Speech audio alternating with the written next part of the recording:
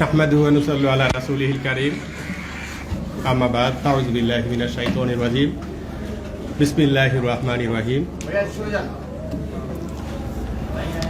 Zaker party ছাত্র ফ্রন্টের পক্ষ থেকে প্রথমেই আপনাদের সকলকেই লাল গোলাপের শুভেচ্ছা এবং অভিনন্দন জানাই এবং আন্তরিকভাবে আমি অভিনন্দন জানাই আমাদের প্রাণপ্রিয় মহাসচিব মহোদয়, উনি আমাদের মাঝে উপস্থিত হয়েছেন। উপস্থিত আছেন আমাদের প্রতিষ্ঠাতা সভাপতি সাধারণ সম্পাদক, আপনারা জানেন, যিনি আমাদেরকে তিল তিল করে আজকে এখানে নিয়ে আসছেন, মাহবুবুর রহমান হায়দার সাহেব।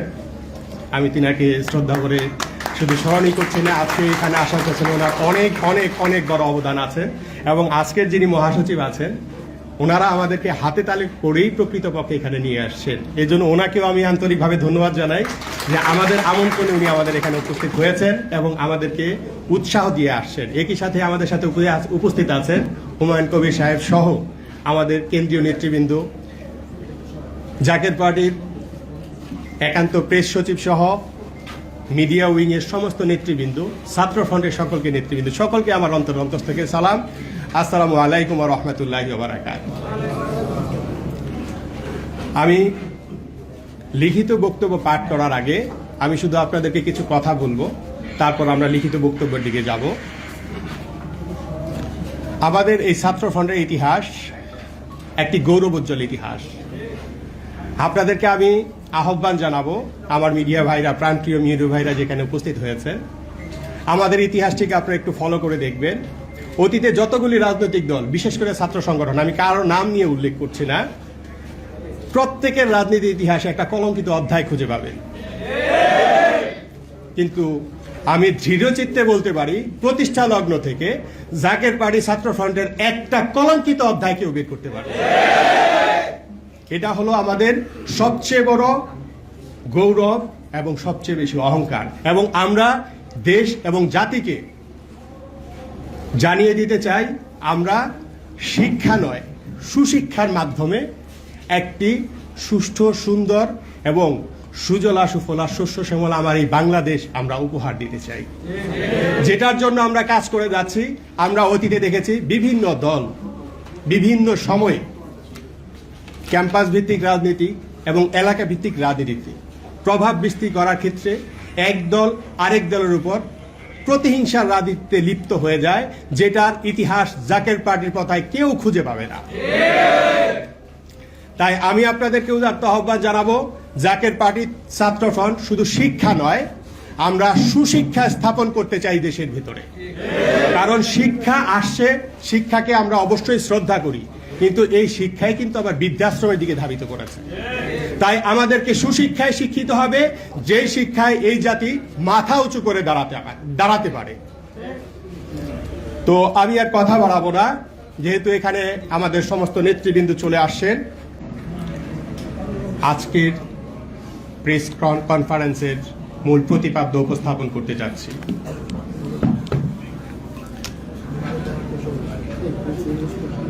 রাষ্ট্র সংস্কার, রাজনীতির গুণগত পরিবর্তন ও কর্মসংস্থান সৃষ্টির রূপরেখা শীর্ষক সংবাদ সম্মেলন, জাকের পার্টি ছাত্র ফ্রন্ট। প্রিয় নেতৃবৃন্দ ও সাংবাদিকবৃন্দ, সকলকেই আমার সালাম। আসসালামু আলাইকুম ওয়া রাহমাতুল্লাহি ওয়া বারাকাতুহু। অন্যান্য ধর্মাবলম্বী যারা আছেন তাদেরকে আমার লাল গোলাপের শুভেচ্ছা এবং অভিনন্দন। যাদের আত্মত্যাগ, সবাইকে আগে প্রেস লিস্ট আগে দয়া করে দেওয়ার জন্য সবিনয় অনুরোধ করছি। লিখিত বক্তব্যটা দয়া করে সবার হাতে একটু দয়া করে যদি পৌঁছে দেন।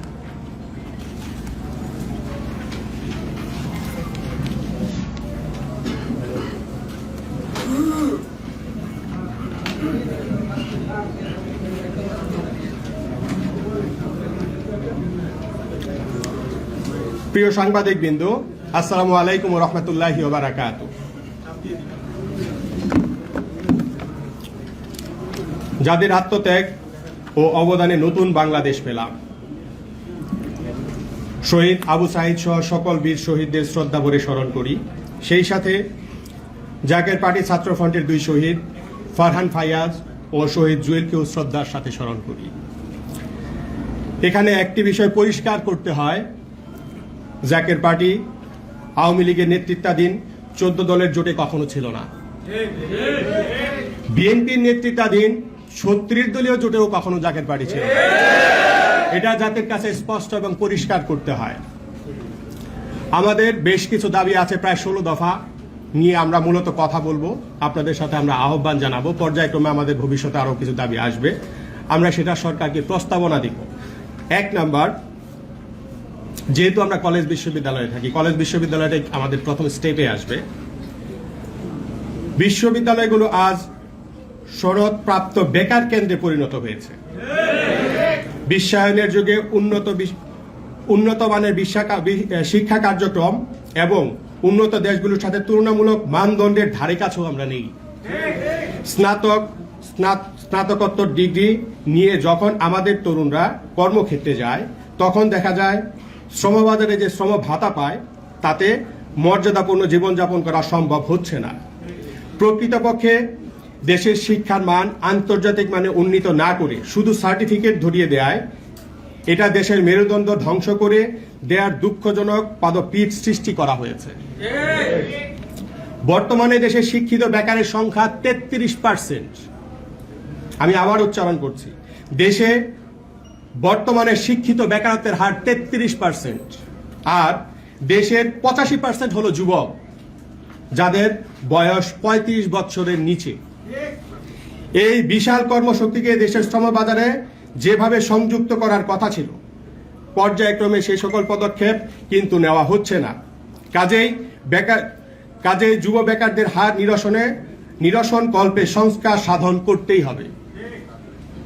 3, দেশে পিএইচডি, এমফিল, মাস্টার্স ও রিসার্চ ডেভেলপমেন্টে যথাযথ বিনিয়োগ নেই।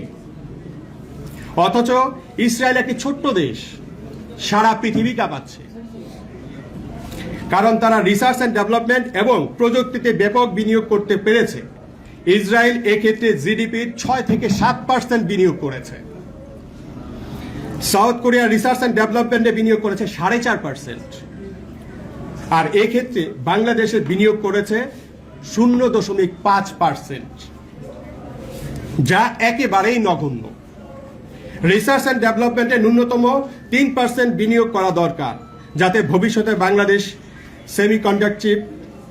কন্ডাক্টর চিপ,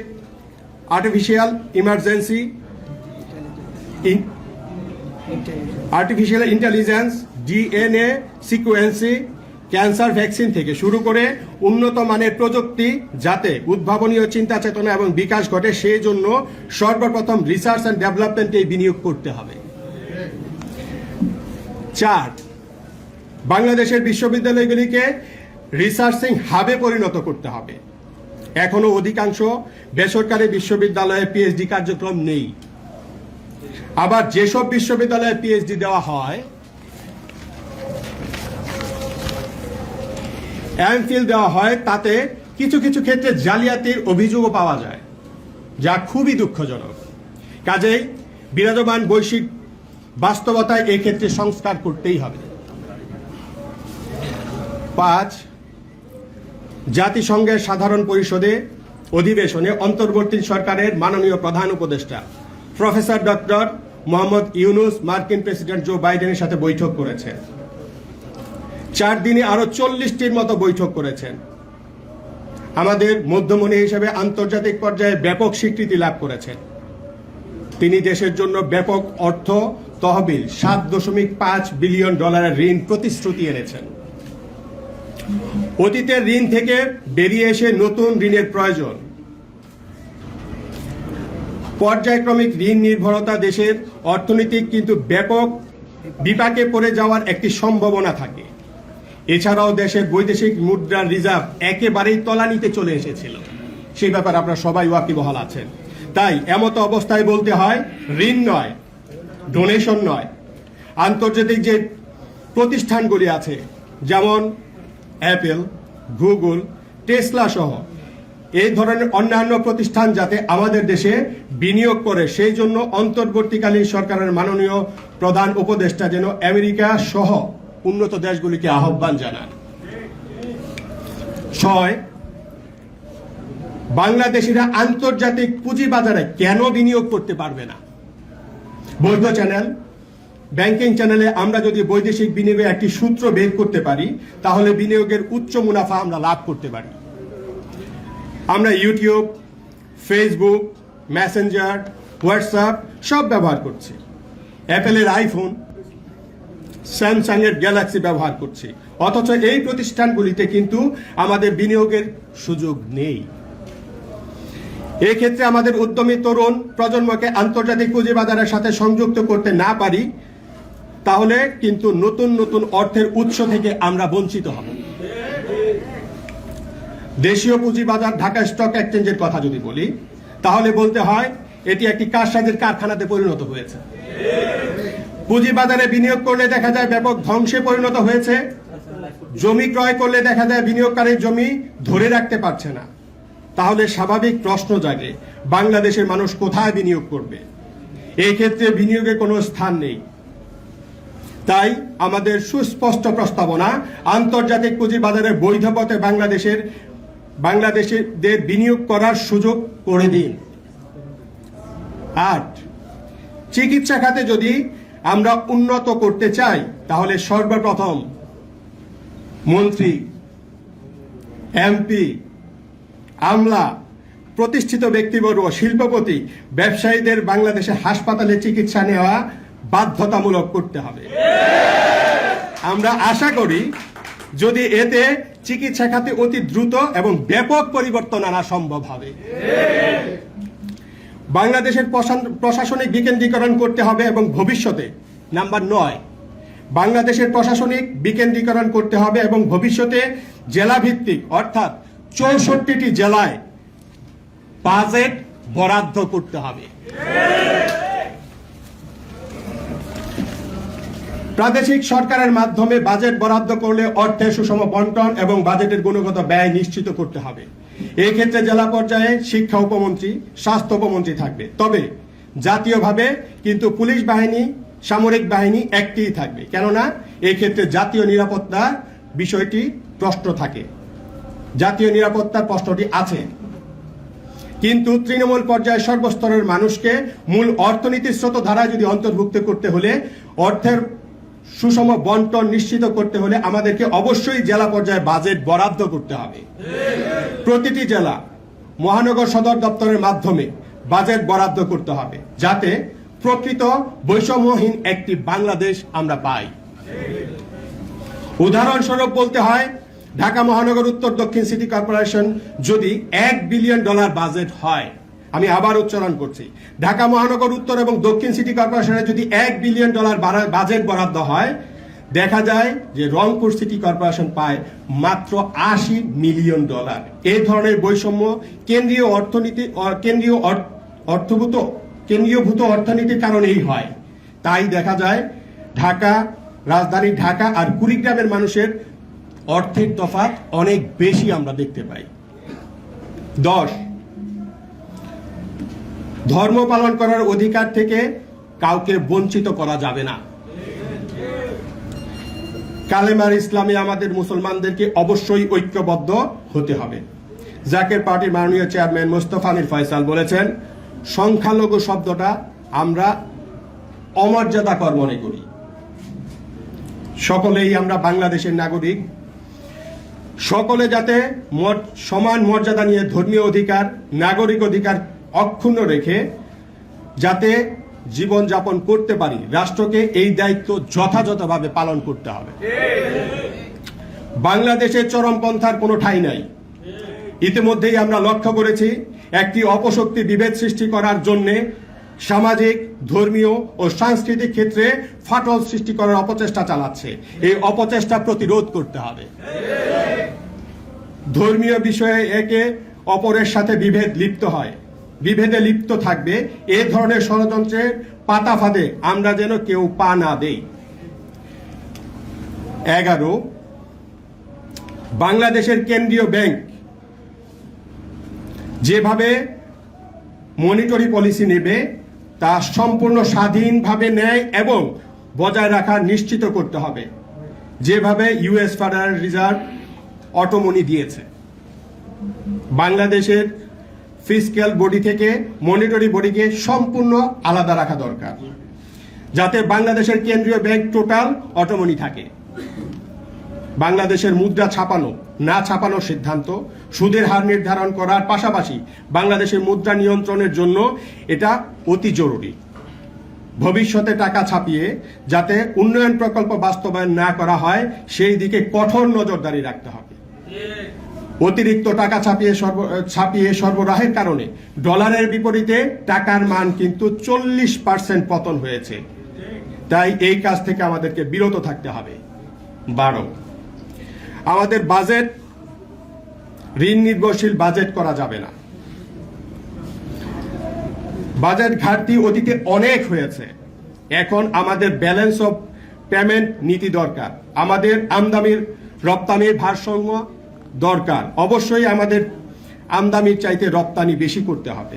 আর আন্তর্জাতিকভাবে আমাদের যে সকল ঋণ নিচ্ছি ভবিষ্যতে এটা আর না বাড়ে। ঋণ নিয়ে যদি ঘি খাওয়া সেটা কোনোভাবেই টেকসই অর্থনীতি হতে পারে না। আমাদের ঋণের বোঝার জন্য ভবিষ্যৎ প্রজন্মকে খেসারত দিতে হবে।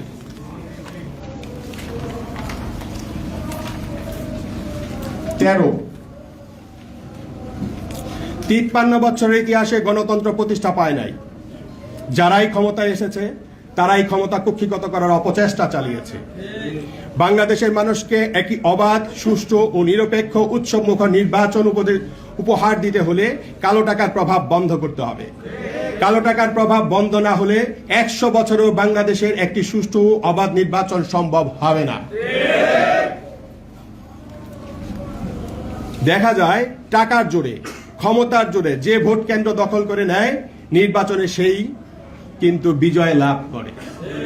কৃষকের সন্তান আর বিত্তশালীর সন্তান নির্বাচনে প্রার্থী হওয়া এবং প্রতিদ্বন্দ্বিতার ক্ষেত্রে যে বৈষম্য, কালো টাকার প্রভাব তা যদি নির্মূল করা না যায় তাহলে বৈষম্যহীন বাংলাদেশ প্রতিষ্ঠিত হবে না।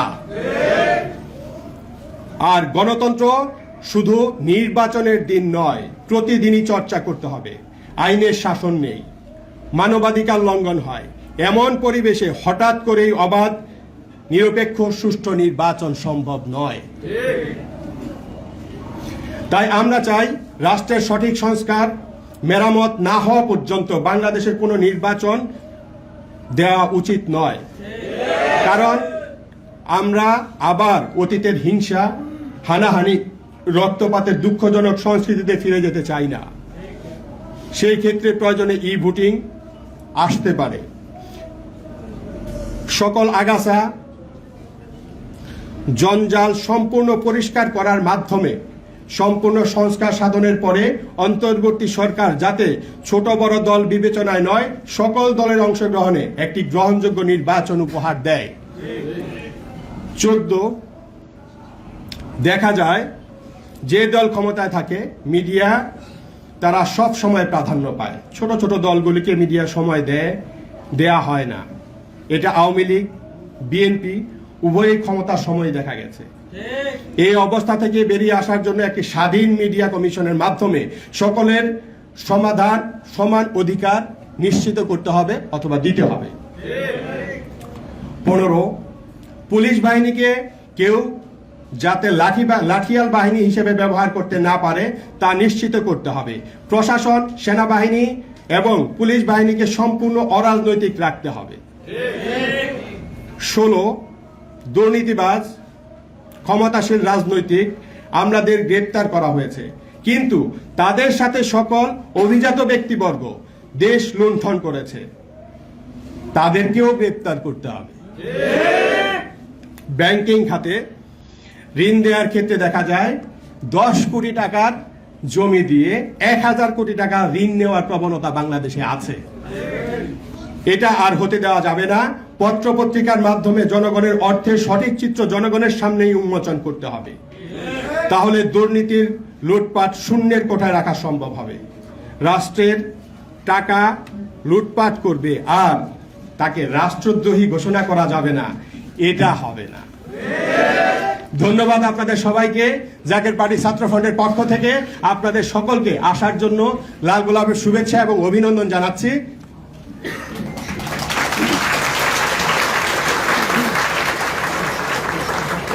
এখন আপনাদের যদি এই লিখিত বক্তব্যের উপর কোনো প্রশ্ন থাকে দয়া করে আমাকে করতে পারেন, এবং আমার মহাসচিব মহোদয় এখানে আছেন আমাদের অতিথি হিসেবে। ছাত্র ফ্রন্টের পক্ষ থেকে আমি আছি, আপনাদের যে কোনো প্রশ্ন যদি থাকে দয়া করে প্লিজ। সকলে আপনার নাম আর পরিচয় বলেন, প্রশ্ন করবেন।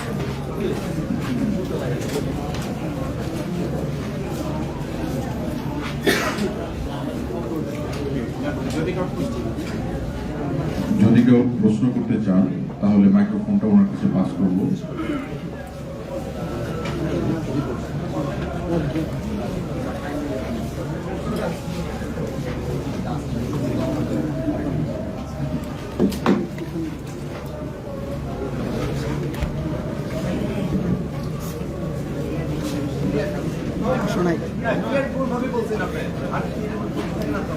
তাহলে আরেকটা বিশদ জিনিস আমাকে বলতে হয় মহাসচিব হিসাবে।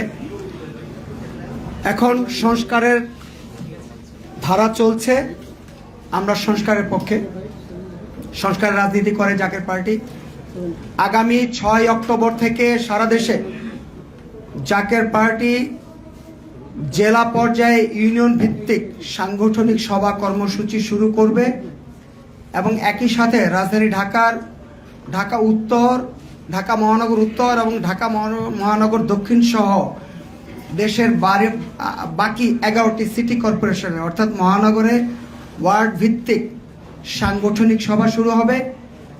জাকের পার্টির মূলদল এবং সহযোগী সংগঠনের কেন্দ্রীয় নেতৃবৃন্দের সমন্বয়ে গঠিত একটি শক্তিশালী প্রতিনিধি দল, তারা 64টি জেলা এবং ঢাকার বাইরের 11টি মহানগর সফর করবেন, এবং একই সাথে সফরের কর্মসূচির অংশ হিসাবে ঢাকা মহানগর উত্তর এবং দক্ষিণের প্রতিটি ওয়ার্ডে তারা সফর করবেন। প্রিয় সাংবাদিক বন্ধুগণ, আমরা আশা করছি এই সংবাদটি আপনারা গুরুত্ব সহকারে প্রচার করবেন। আপনাদেরকে আবারও জাকের পার্টি চেয়ারম্যান মোস্তফা আমির ফয়সাল এবং জাকের পার্টির মাননীয় senior vice chairman doctor Sayem Amir ফয়সালের পক্ষ থেকে আন্তরিক অভিনন্দন এবং শুভেচ্ছা জানাচ্ছি। আপনারা ভালো থাকবেন, সুস্থ থাকবেন, সবসময় আপনাদেরকে আমরা পাশে পেতে চাই। ধন্যবাদ।